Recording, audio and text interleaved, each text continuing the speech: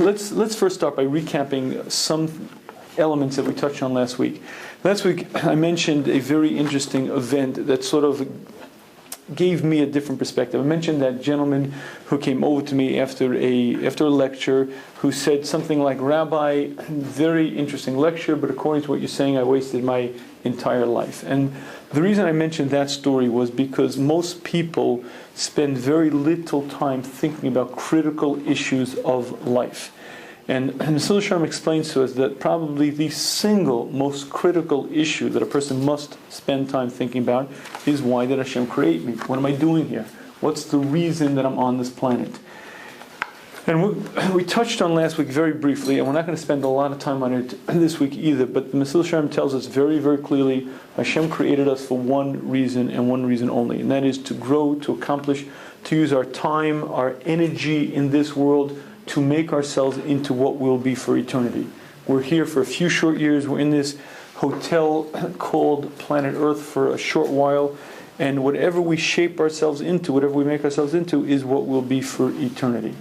Now, that concept is so big that it will literally change every decision you make in your life. In other words, if we were ever able to really get that, it would be a very different life we'd be living. However, the reality is that these concepts are very foreign and very difficult for us to really get a grip on, get comfortable with. And I guess the first concept that we spent time last week on was the idea of, who am I? Now, you can't ask that question too loudly in public because people are going to look at you funny, but the question really is very grounded, and that is, who am I? And we spent a lot of time last week discussing the fact that I'm not the arm, I'm not the head, I'm not the chest, I'm not the body. I am the occupant of this body. I'm the one who thinks, I'm the one who feels, I'm the one who tells the arms and legs to move, but I'm inside. And I am not physical.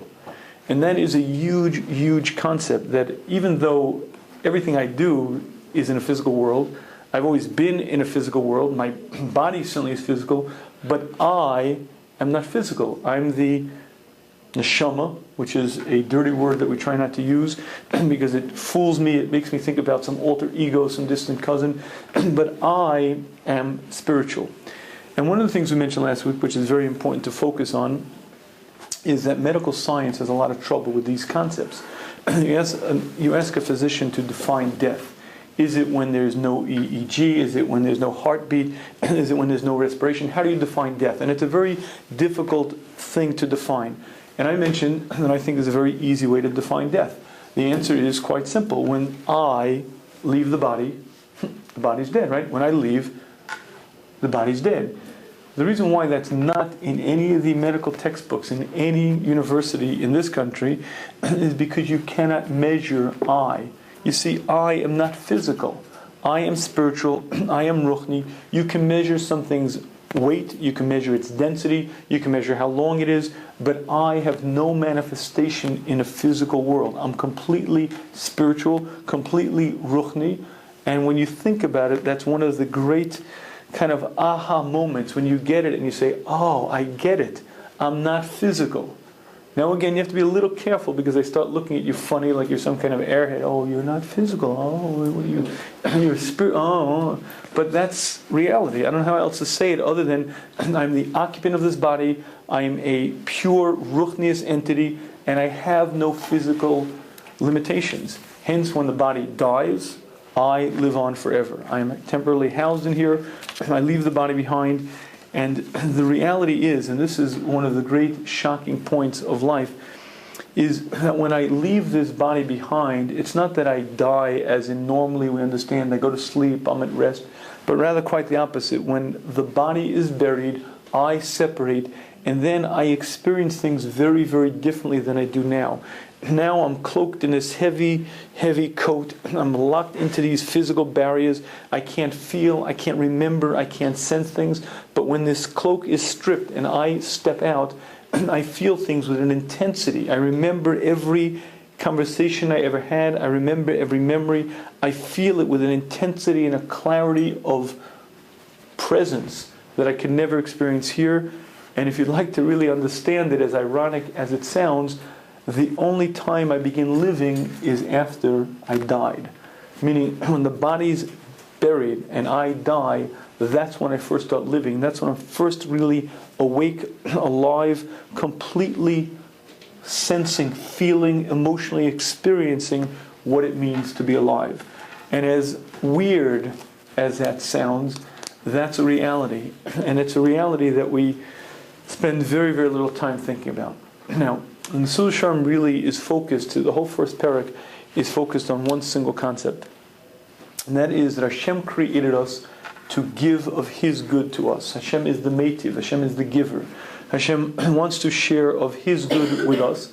Hence Hashem gave us this opportunity called life to grow, to mold ourselves into what we'll be, so that for eternity we can enjoy what we've accomplished. When I leave this earth, when I leave this body, forever I will be in that state where I can enjoy what I accomplished. Now, what I'd like to start focusing this session on is a very simple concept that I think many of us have trouble with. And that is the following idea. If everything begins after I die, and that's when I enjoy, the question is, how can I enjoy I'm dead? And what I mean by that is not that I'm not present, not that I'm asleep, because we went through that. I'm very much alive and awake and attentive. But when you think of pleasures, every pleasure that we think of is here in the world. It's physical, it's eating, enjoying. Everything pleasurable is physical. Yet the Mesillas Yesharim is telling us the purpose of creation, Hashem put us on the planet to grow, to accomplish, so when we leave this earth, then we can enjoy for eternity. But how can I enjoy anything when I have no physical manifestation? Granted, I'll be as alert, as sharp, as present as I am now, much more present, but how can I enjoy? My body's dead. And that question I'd like to spend a few moments on this evening dealing with, because I think when we really focus on it, it'll give us a very different perspective. And to do that, I'd like to share with you what I call the 4 rules of pleasure. And these are the 4 rules, the operating rules of pleasure in this world, and I believe that they apply to every single pleasure that you'll ever come across in this world. Now let me begin with the following. Imagine for a minute the following. Imagine that I win the lotto. But I don't mean a little lotto, I mean I win huge. $162 million lottery I won. Wow, I am phenomenally rich. Okay. Now, with that news, I then set out to maximize my pleasure on this planet. There's no world to come for me. There's no Torah, there's no mitzvahs. There's only one thing I'm focused on. I want to find the ultimate maximum pleasure that I can have on the planet. And for that journey, I set out with a great thought and great careful planning. And I'm not careless about it. I got all the money, I got all the time, and I plan it out. My food, I'm going to have a special chef. Breakfast is Mediterranean. We're going to have a chef flown in for that. Afternoon, the lunch is going to be we're going to have an Italian cuisine, French chef for the evening. I have every pleasure set out. And the first breakfast, I sit down to Belgian waffles with raspberry syrup, a dollop of whipped cream. I cut into that Belgian pancake, and I experience the most intense, wonderful, amazing, enveloping, well, not exactly, I mean, it tastes good, but that's not quite what it's all about. And there I learned the very first rule of pleasure, and that is that the sizzle is better than the steak. Whenever they sell the steak, it's not taste the steak. They'll throw it on the grill, and you'll hear the sizzle, tss, because the sizzle is always better than the steak. And the first rule of every pleasure that you'll ever experience in this world is that the hype, the build-up is far better than the pleasure itself. And even though Belgian waffles with that delicate cranberry sauce taste good, but it's not like, wow, this is just unbelievable. I can't even be, It's okay. It tastes good, but that's it. And when you study every single pleasure that we're lured to, tempted by, what you quickly see is they very, very quickly pale in comparison to the marketing, to the hype. They don't quite live up to the billing. But listen, I'm a hedonist, I'm into pleasure, and I sit down to my waffles and I order pancakes with it, and then I want an additional, give me vanilla ice cream, not vanilla with chocolate on top of it. Then I have my French prepared eggs, and I sit down, I order a second helping, and even a third helping, and then I learn the second rule of pleasure. Somewhere after the second helping of 3 or 4 pancakes, and after the Belgian waffles, and after the French egg, I discover something very interesting, and that is, I can't eat anymore. That's it. That's as much as my stomach can hold, and there's just no more room, and I'm gonna burst. I just can't eat anymore. And then I come to the second rule of pleasure in this world. And that second rule of pleasure is that every pleasure in this world has a case, has a limit. 20 minutes, an hour, 2 hours, whatever the number is, but there's a limit, and then it's over, done. You just can't eat more.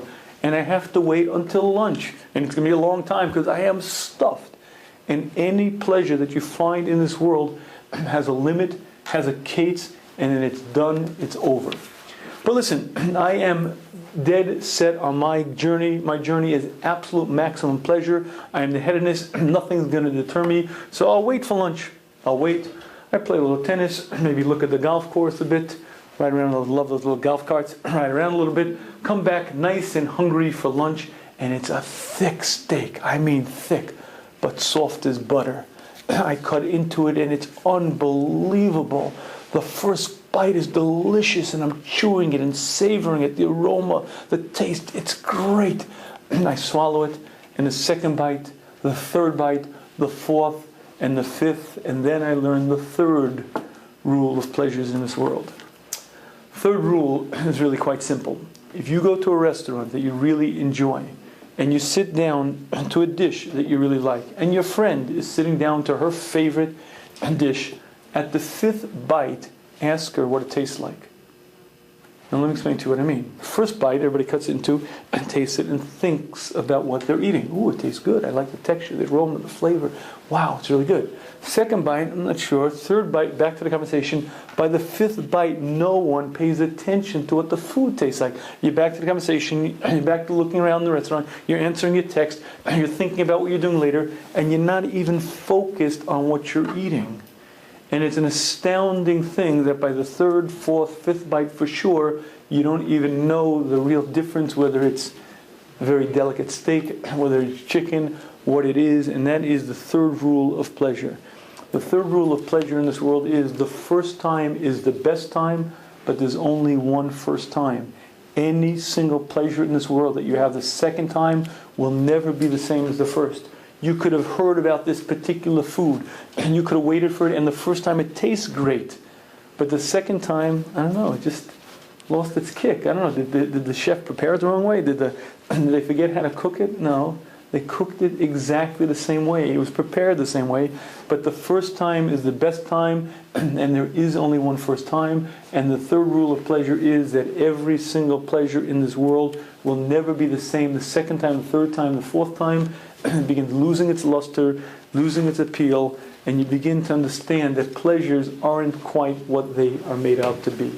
However, it's the fourth rule that I think is the major eye-opener. And the fourth rule is as follows.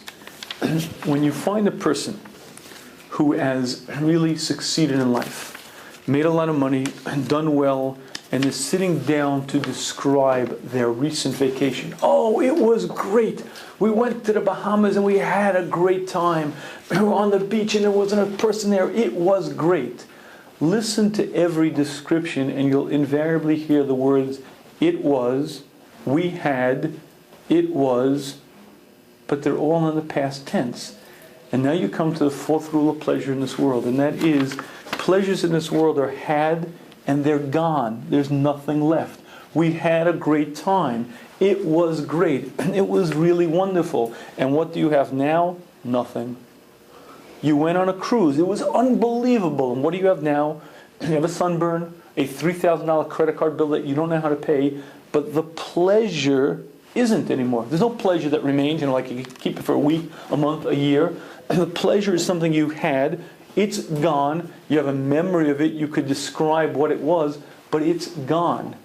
And what you quickly understand is that every pleasure in this world is very big on the hype, very little on the delivery, and you quickly understand that pleasures ain't quite what they're cracked out to be. If the first rule of pleasure is that the sizzle is better than the steak, what that means is every single time, and you have to do this for a while, and after a while you begin to realize that the advertising, the marketing really is much, much better than what it bills out to be. Listen, I'll share this with you. I'm a little bit of a chocolate fiend, so I couldn't resist the line on the Giraldi bar. Just listen to these words. Luscious filling, surrounded by intense chocolate, all in one luxurious bar. Moments of timeless pleasure. Now, folks, chocolate is good, but moments of timeless pleasure. I mean, come on. But that's the point. It's a lot of hype. It's a lot of marketing.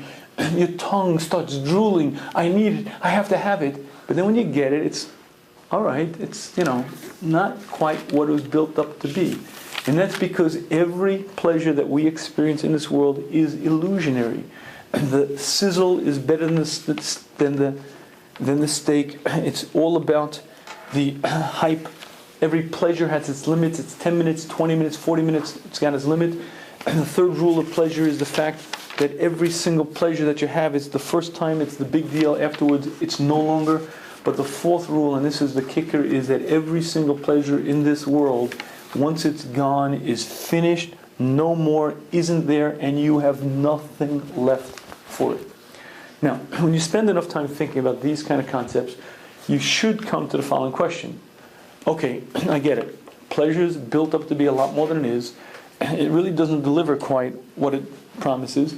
So why is it that so many people are so focused, so intensely focused on attaining pleasure, getting pleasure, having a good time? That's the essence of it. Why is it such a big focus if it doesn't quite deliver what it promises to deliver? And now, folks, I want to share with you something that I consider a big, big deal yesod for life and a tremendous eye-opening understanding of what makes us work. I want you to imagine the following. Imagine you're on a desert island. It's 3 days you haven't eaten, you haven't drink anything, and you're alone and you're marooned. Finally, somewhere under a tree over there, you see a brown paper bag. You open it, and you see a sandwich. It's a peanut butter sandwich that's been sitting for 6 months in the sun. It's crumbly, it's dry, the peanut butter is acidic, it's spoiled.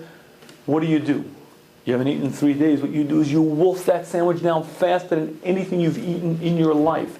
You eat that sandwich with such an appetite, with such passion, with such taiva that you probably have never eaten anything in your life with that type of hunger.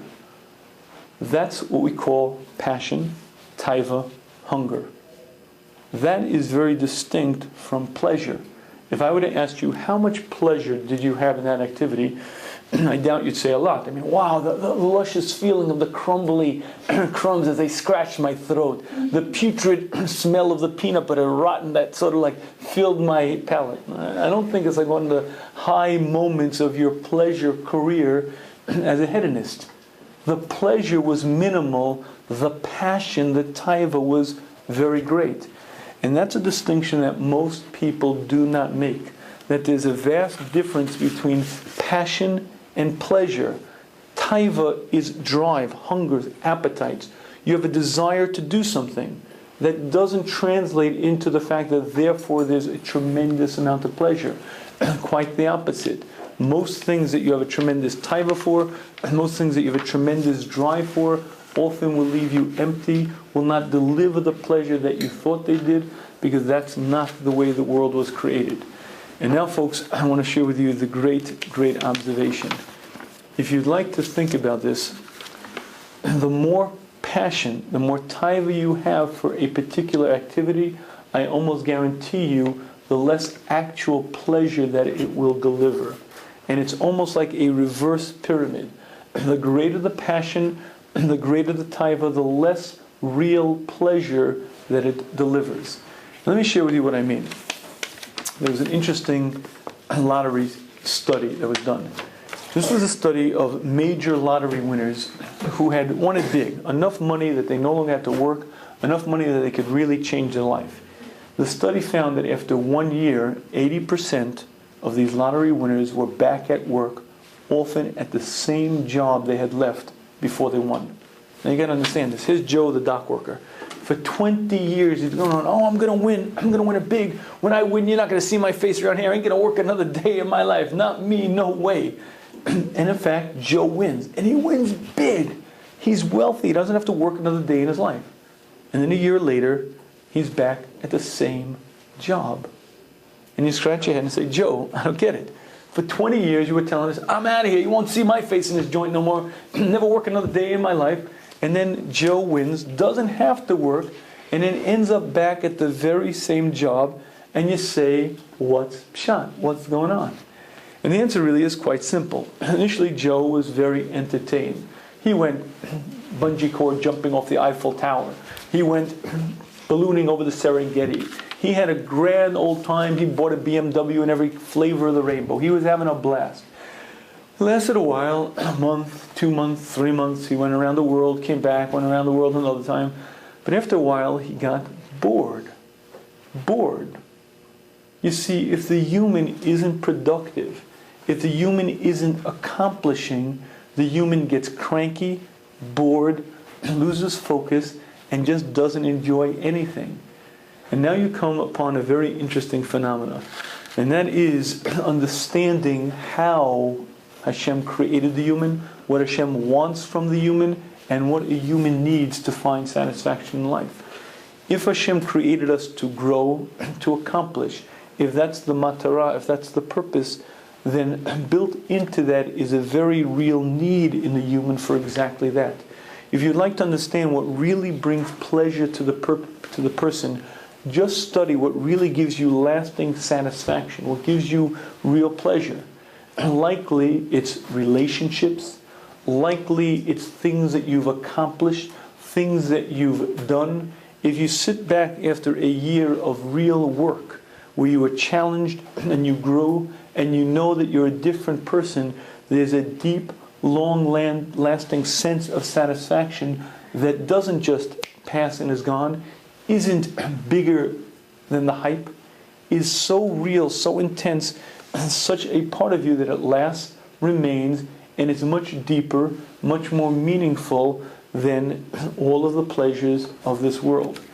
And I think these concepts are very important for us to focus on. If Mesillas Yesharim is telling us that Hashem created us solely for our place in the world to come, we're here to grow, we're here to accomplish, but the reason for our creation is for us to enjoy our state in the world to come, we have to sort of break away from what pleasures mean, what real enjoyment means, and then we have to get an understanding of what it's like to enjoy minus the body. How does one enjoy minus the body? It doesn't take that much thought.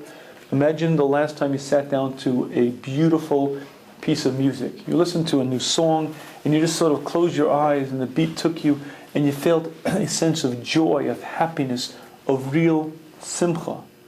When you heard about someone's good fortune, there was a young woman who couldn't find a shidduch for 10 years. She finally is engaged, and you feel real happiness, real joy. That's a very different sensation than eating a steak, very different than any physical emotion, sensation, feeling that you'll have, but it's much more real, much more vivid. However, here's the real rub. Any experience that I have in this world is muted. It's muffled, it's dulled down because I'm wearing this heavy cloak of physicality. Imagine if I could be stripped of it and I would be alive, vibrantly alive, emotionally cognizant, feeling totally and completely. And then when I heard about that simcha, I'd be selfless and be with them in their joy and fully enjoy their pleasure. Imagine if I accomplished my purpose in this world and I had this sense of unique satisfaction of, wow, I grew, I accomplished, I filled my purpose in creation, but I wasn't blocked by all the passions and drives and mixed up darkness of this world. That pleasure is very, very different. That pleasure is everlasting. And if you'd like to understand the ultimate pleasure, there is one ultimate pleasure of the human, and that's when the human is dovek, when the human clings to his creator. When a human being attains that sense of closeness to Hashem, Hashem is the ultimate source of all perfection. Hashem is the ultimate giver.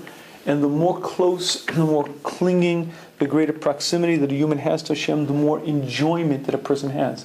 Now here it's very difficult. I'm cloaked in this heavy body. I can't experience Hashem. I could barely experience Hashem when I'm davening. But if I strip this away and I feel Hashem's presence and I enjoy it, that enjoyment is one of the most intense, powerful senses that a human being can ever have.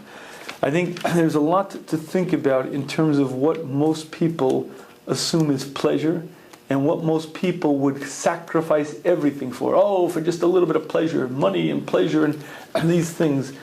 And when you study pleasures of this world, what you quickly understand is that they're very, very elusive, very, very overbilled, but they are a part of this world. By the way, folks, does Hashem want us to have pleasure in this world? The answer is 100%. And in a later session, we'll get involved in some of those details.